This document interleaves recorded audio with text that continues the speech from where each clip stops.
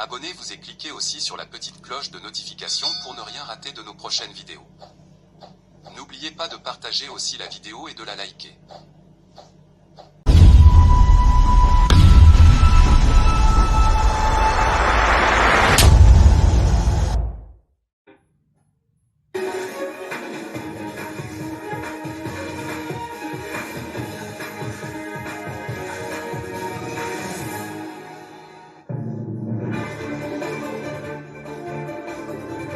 Ce journal crée des dégâts à Kinshasa après chaque pluie diluvienne qui s'abat sur la capitale congolaise. Ce vendredi 14 novembre, des dégâts ont été encore enregistrés. Quelle solution durable pour épargner la ville du pire dans les jours à venir? Certains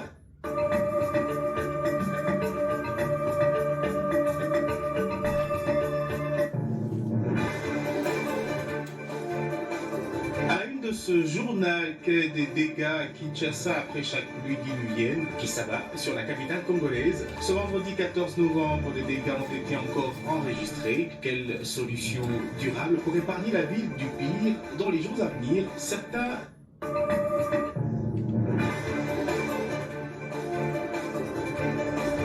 démocratique du Congo renforce son intégration dans le commerce international, ce avec le lancement d'un portail d'information commerciale dénommé PIC. Ceci a été rendu possible grâce à l'appui de la Conférence des Nations Unies sur le commerce et le développement.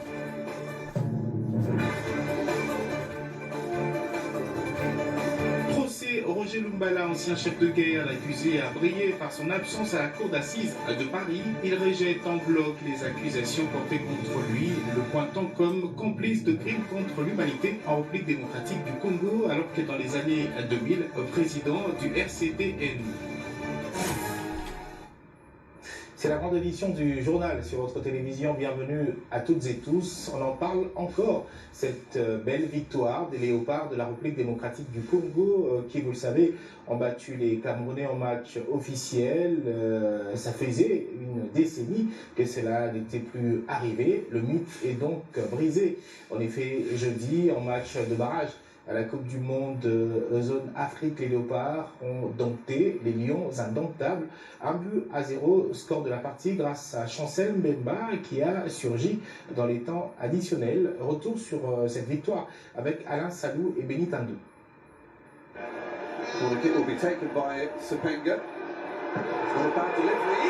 C'est dans les temps additionnels du match de barrage Cameroun-RDC disputé le jeudi à Rabat que le capitaine Chancel Mbemba a délivré le Léopard. Sipenga, à peine entré, exécute un corner sur le côté droit. Son centre à la retombée vers les second poteaux et repris magistralement par le sociétaire de Lille. Le ballon finit sa course au fond de filet. L'ancien pensionnaire de Marseille, Chancel Mbemba célèbre le but victorieux et amène derrière lui tout le banc de l'équipe dans la célébration. 1-0 indique le Marquois. Les Lions camerounais, visiblement domptés, ont difficile à avaler la pilule. Alors que les Léopards voient leurs rêves se rapprocher davantage de la réalité. Ce dimanche en finale du continent, les hommes de Sébastien Desabre devront se passer des Super Eagles du Nigeria avant de poursuivre l'aventure au barrage intercontinental. Il faut dire que le technicien français a débuté les matchs avec Lionel Passy dans le perche, alors que ses lignes arrières étaient assurées par Van Bissaka, Chancel Mbemba, Toazebe, Jordi Kayembe, Noah Sadiki en milieu de terrain remplacé par Mukawa à la 89e minute, Samuel Mutusami, Charles Piquel qui a été remplacé à la 60e minute par Edo Kayembe. Devant, il a placé Cédric Bakambu, remplacé par Fiston Maele à la 75e minute, appuyé par Théo Bongonda. Et Nathanaël Mbuku a été remplacé à la 75e minute par Sipenga. Les Léopards ont joué un sacré coup aux Lions camerounais car cette victoire a mis fin à une longue série. Depuis 1998, le Camerounais n'avait jamais perdu officiellement face à la RDC. Et puis, que faire pour limiter les dégâts après chaque pluie diluvienne qui s'abat sur Kinshasa, la capitale? C'est l'une des préoccupations majeures pour les autorités urbaines au regard des dégâts causés par les récentes pluies, entre autres la coupure en deux de la route Kimwenza à hauteur de Petit Panier. Quelle solution alors, surtout solution durable, quelle solution durable mettre en place pour donc épargner la capitale congolaise du pire dans les jours à venir? Pour Guilain Amani, docteur en art de bâtir et urbaniste, il faut d'abord réussir à résoudre le problème de drainage des eaux. Il a été approché par Bénédicte Ndembe et Béni Tandou. Visage méconnaissable à chaque intempérie, Kinshasa se fragilise davantage après chaque pluie. Illustration avec les pluies diluviennes qui se sont abattues successivement le mardi, mercredi et dans la nuit de jeudi à ce vendredi, qui ont notamment causé au moins 2 morts, entre autres sur l'avenue Assosa, dans la commune de Bumbu, et l'avenue Matondo à Selembao. S'agissant des dégâts matériels, la principale voie menant vers Kimwenza Gare, Takizala et Njili Brasserie est coupée en deux au niveau de l'arrêt Petit Panier. Des maisons inondées, d'autres effondrées suite aux crues des rivières. Alors que les dernières données publiées par l'Agence nationale de météorologie et télédétection Mételsat avaient déjà alerté sur des risques météorologiques élevés, susceptibles d'entraîner des nouvelles inondations et perturbations environnementales majeures, similaires à celles observées l'année dernière, la capitale congolaise semble ne pas prendre des précautions à la hauteur des risques, estime Guilain Amani, docteur en art de bâtir et urbanisme. L'ennemi de la chaussée, c'est l'eau, et qu'il faut d'abord trouver une réponse à chaque fois que l'on construit ou qu'on réhabilite la voirie. Et cela suppose un système de drainage qui soit fonctionnel, qui soit bien calibré et qui permet justement que les eaux ne stagnent pas sur la chaussée comme on n'arrête pas d'en voir sur toutes nos routes pratiquement dans cette ville. Et qu'ensuite, cela aussi suppose qu'il y a des normes qui tiennent compte des aspects justement de durabilité pour avoir des voies qui tiennent et qui sont supposées résister face à ces catastrophes. Route à bitume ou à béton, là n'est pas le problème. Il faut plutôt réussir le drainage, la canalisation des eaux. L'eau étant l'ennemi numéro 1 de la chaussée, a-t-il martelé. On parle également de cette mission de l'Agence congolaise des grands travaux qui séjourne dans la province du Congo central, mission qui a été reçue ce vendredi 14 novembre par le président de l'Assemblée provinciale de cette province. La mission est venue informer l'organe délibérant de la réouverture imminente des postes de péage de Sanda et Kifulu sur la RN numéro 1 entre Matadi et Boma. Suivez plutôt ce reportage. Les 585 km de route, compris entre Kinshasa et Mwanda dans la province du Congo central, sont aujourd'hui entièrement bitumés grâce à la concession qui ne couvre cependant que la section Kinshasa-Matadi, longue de 365 km. Il est donc important de réparer cette injustice faite au concessionnaire Sopeco qui a même pris en charge les travaux de lutte contre l'érosion côtière qui sévit sur la côte atlantique à Mwanda. Voilà le message que l'Agence congolaise des grands travaux, portée par le chargé de mission du directeur général, l'ingénieur Nico Nzaou, ce vendredi 14 novembre 2025, au président de l'Assemblée provinciale du Congo central. L'honorable Nswami Victor, assisté des membres du bureau qui a écouté attentivement cette plaidoirie, a réagi favorablement en insistant cependant sur la période de sensibilisation qu'il faudra mener avant l'ouverture de ces 2 postes de péage. L'ingénieur Junior Pobalenda, qui, la veille, avait effectué un déplacement sur les 2 sites des postes à péage concernés pour en évaluer les actifs restants après le vandalisme de 2019, afin d'orienter les travaux de remise en état, a confié à la presse la motivation de l'Agence congolaise des grands travaux dans cette démarche. Là, il y a un contrat de concession qui couvre l'axe de la RN1 qui traverse la province du Congo central entre Kinshasa et Matadi. Mais ce contrat de concession, par rapport à sa zone d'activité, va au-delà. Il finance les travaux. La route, si aujourd'hui nous roulons de Matadi à Boma, c'est les contrats de concession de Kinshasa Matadi qui l'a financé. C'est comme aussi aujourd'hui, si vous roulez des Boma jusqu'à Banana, c'est le même contrat de concession qu'il a financé. Donc ce qui fait que vous comprenez vous-même c'est un contrat de concession qui est entre Kinshasa et Matadi, mais ça couvre au-delà de ces zones d'activité. Donc il est logique au jour d'aujourd'hui que nous puissions mettre les concessionnaires à l'aise dans le sens où ils doivent mobiliser aussi l'argent au-delà des Matadi jusqu'à Banana, pour permettre à ce que nous puissions pérenniser encore, préserver les investissements qui ont été menés de l'autre côté. Dans la suite de cette activité, il est prévu que l'opérationnalisation de ces 2 postes de péage, dont les recettes des 2 premières années seront perçues pour le compte de la province du Congo central, se fasse au plus vite. Toujours dans l'actualité, sachez que la République démocratique du Congo renforce son intégration dans le commerce international avec le lancement du portail d'information commerciale PIC, grâce à l'appui bien sûr de la Conférence des Nations Unies sur le commerce et le développement, retombée de la diplomatie économique et commerciale menée par le ministre du Commerce extérieur Julien Paluku Kaougia, aussi les membres du Comité national de mise en œuvre de l'accord sur la facilitation des échanges de l'Organisation mondiale du commerce OMC ont été outillés pendant 5 jours sur les réformes apportées par l'AFE. Suivez ce reportage de Beth Kambale.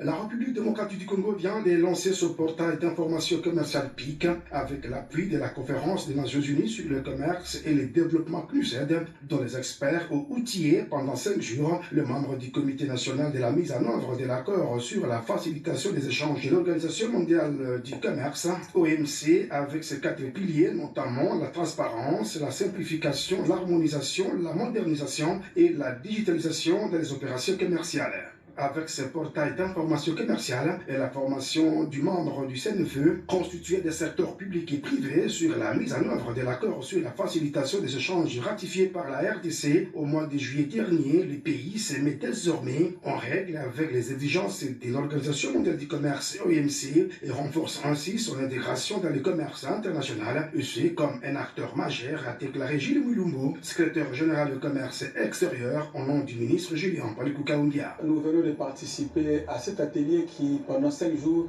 a permis le lancement du PIC, le portail d'information commerciale, un instrument stratégique qui va permettre à notre pays de se mettre au diapason international par la diffusion des informations. Nous aurons les mêmes informations qui seront mises sur ce portail pour que finalement, partout où seront les opérateurs économiques, qui puissent avoir les informations. Aussi, nous avons eu à partager les différents accords de l'OMC. Quelles sont les réformes pour réduire les délais, les coûts, mais également assurer la fluidité, l'accélération du mouvement de marchandises. Son Excellence, M. Julien Paluku, nous a instruit de pouvoir organiser avec différentes parties prenantes les ateliers de vulgarisation dans les grands centres où arrivent les exploitations à destination de la RD Congo. Après la conférence des Nations Unies sur le commerce et le développement CNUSED, une équipe d'experts du Centre d'intégration renforcée CIR est attendue à Kinshasa pour aider la RDC à mettre en place le programme pays pour développer ce commerce, retombé de la ratification par la RDC de des accords historiques de l'OMC, notamment l'accord sur la facilitation des échanges et celui sur les subventions à la pêche. De ce procès était né le 2e jour du procès de Roger Lumbala, ancien chef de guerre accusé de complicité de crimes contre l'humanité en République démocratique du Congo, a été marqué par son refus de se présenter devant la cour d'assises de Paris, rejetant en bloc donc les accusations portées contre lui. Lumbala Roger a déclaré que ceux qui le jugent n'ont jamais mis les pieds en République démocratique du Congo ni mené les enquêtes dans le pays. Le président du RCDN a même demandé à être condamné directement, qualifiant le procès de parodie de justice. Yvonne Amoury et Papi Borbouy nous en parlent. Au 2e jour de son procès à la cour d'assises de Paris, Roger Lumbala, l'ex-chef de guerre, a décidé de ne pas se présenter. Accusé de complicité de crimes contre l'humanité lors des conflits armés qui ont déchiré la République démocratique du Congo vers les années 2000, Roger Lumbala a rejeté en bloc toutes les accusations portées contre lui. Déjà, lors de l'ouverture du procès le mercredi 12 novembre, Roger Lumbala a déclaré que ceux qui les jugent n'ont jamais été en RDC. Ces juges, a-t-il mentionné, n'ont jamais réalisé des enquêtes au pays. Sur base de quoi doit-il être jugé? S'est interrogé le président du RCDN qui qualifie ce procès de parodie de justice avant de demander d'être condamné directement. Pour Daniel Perizi, responsable du programme RDC pour l'ONG Trial International, Roger Lumbala est jugé en France parce qu'il a décidé lui-même d'y résider. Roger Lumbala est jugé en France aujourd'hui parce qu'il a décidé lui-même d'y résider. Ironie du sort, à l'époque, il dénonçait la justice congolaise, qu'il considérait injuste à son égard. Il est très regrettable le fait que les victimes qui vont raconter leur histoire ne pourront pas le faire. Le professeur Chibango Kalala, l'un des avocats de Roger Lumbala, conteste aussi la légitimité de la justice française. La justice congolaise est parfaitement fonctionnelle, a déclaré le professeur Chibango Kalala avant de mentionner que l'État congolais avait demandé à plusieurs reprises l'extradition de Roger Lumbala, mais sans succès. Le gouvernement congolais a demandé l'extradition de M. Lumbala vers l'autorité française. Nous sommes à même de mieux juger M. Lumbala sous le terrain congolais aujourd'hui pour faire son travail. Donc, nous sommes l'extradition au mois de mars de cette année et il y a quelques semaines. Le gouvernement français a fait donc nous estimons que la justice française n'est pas compétente, manque de légitimité pour pouvoir juger notre client qui est incondamnable. Il faut noter que l'ex-rebelle a récusé tous ses avocats. Ces derniers qui ont pris acte se sont mis en retrait pour le moment. Et puis en culture, le jeune écrivain congolais Steve Aganze a présenté au public de Kinshasa le jeudi 13 novembre son tout premier livre intitulé Bahari Bora. C'était à l'issue d'une activité baptisée Diagnostic, animée par la clinique littéraire de Kinshasa dans le cadre de la 11e édition de la fête du livre. Suivez ce reportage de Abel Kodé et Olivier Abedi.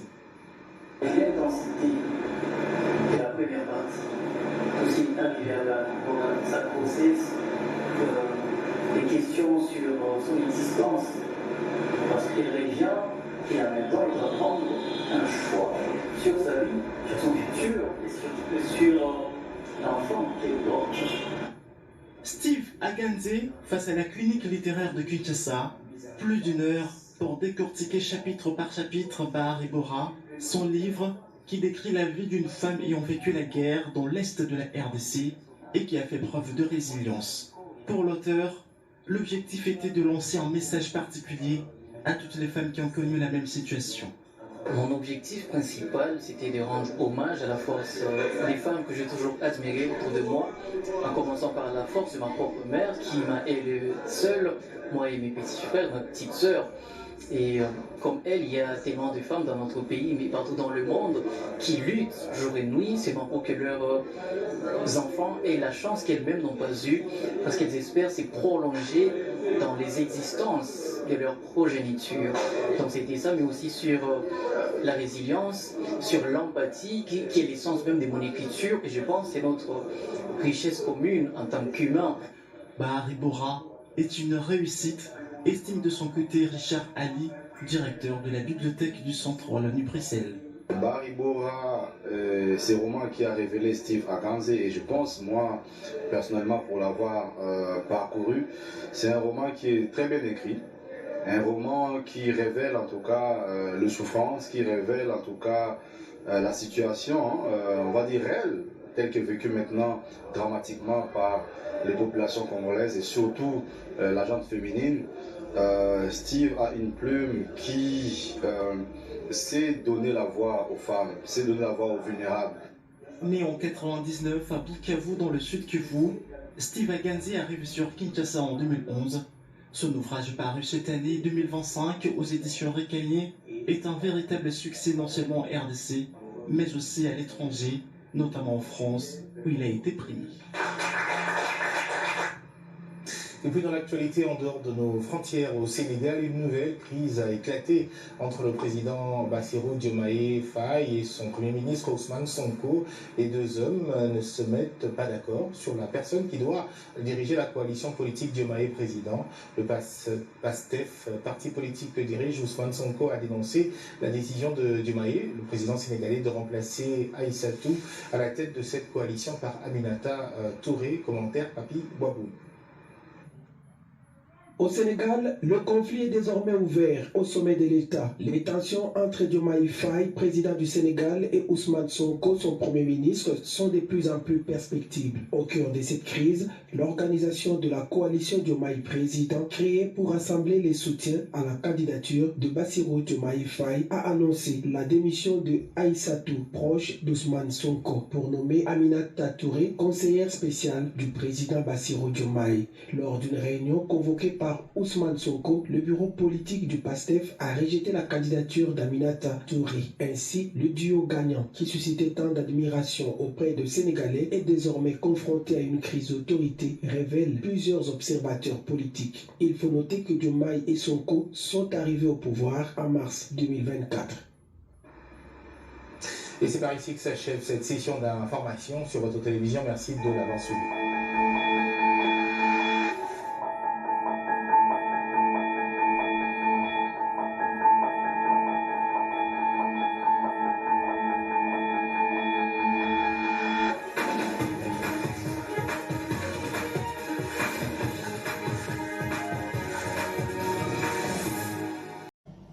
Abonnez-vous et cliquez aussi sur la petite cloche de notification pour ne rien rater de nos prochaines vidéos.